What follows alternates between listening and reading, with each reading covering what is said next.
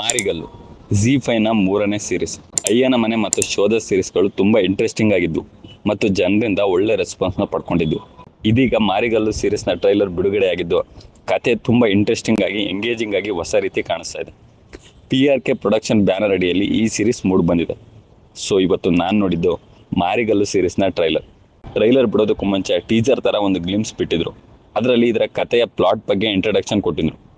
ಇದೀಗ ಟ್ರೈಲರಲ್ಲಿ ಅದೇ ಪ್ಲಾಟ್ ಇಟ್ಕೊಂಡು ಕ್ಯಾರೆಕ್ಟರ್ಗಳ ಮೂಲಕ ಅದನ್ನು ಡಿಫೈನ್ ಮಾಡಿದ್ದಾರೆ. ಇದರ ಪ್ಲಾಟ್ ವಿಷಯಕ್ಕೆ ಬಂದರೆ, ಮಾರಿಗಲ್ಲು ಅರಣ್ಯದಲ್ಲಿರೋ ಕದಂಬರ ನಿಧಿ ಸುತ್ತ ಈ ಕಥೆ ನಡೆಯುತ್ತೆ.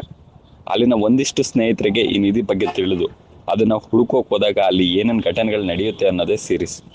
ಟ್ರೈಲರ್ ನೋಡಿ ಸ್ಟೋರಿ ತುಂಬ ಯೂನಿಕ್ ಆಗಿದೆ ಅನ್ನಿಸ್ತಿದೆ. ನಿಧಿ ಅನ್ನೋದೇ ತುಂಬ ಇಂಟ್ರೆಸ್ಟಿಂಗ್ ಆದ ವಿಷಯ. ಇನ್ನು ಅದನ್ನು ಪ್ಲಾಟಾಗಿ ಇಟ್ಕೊಂಡು ಸೀರೀಸ್ ಇದೆ ಅಂದರೆ ತುಂಬ ಇಂಟ್ರೆಸ್ಟಿಂಗ್ ಆಗಿರುತ್ತೆ. ಅಯ್ಯನ ಮನೆ ಮತ್ತು ಶೋಧ ಸೀರೀಸ್ನಲ್ಲಿ ಏನೇನು ಬೆಟರ್ ಆಗಬೇಕಾಯಿತು ಅಂತ ಜನಗಳಿಂದ ರೆಸ್ಪಾನ್ಸ್ ಪಡ್ಕೊಂಡಿದ್ರು, ಅದು ಈ ಸೀರೀಸ್ನಲ್ಲಿ ಬೆಟರ್ ಆಗಿರ್ಬೋದು ಅಂತ ಕಾಣಿಸುತ್ತೆ.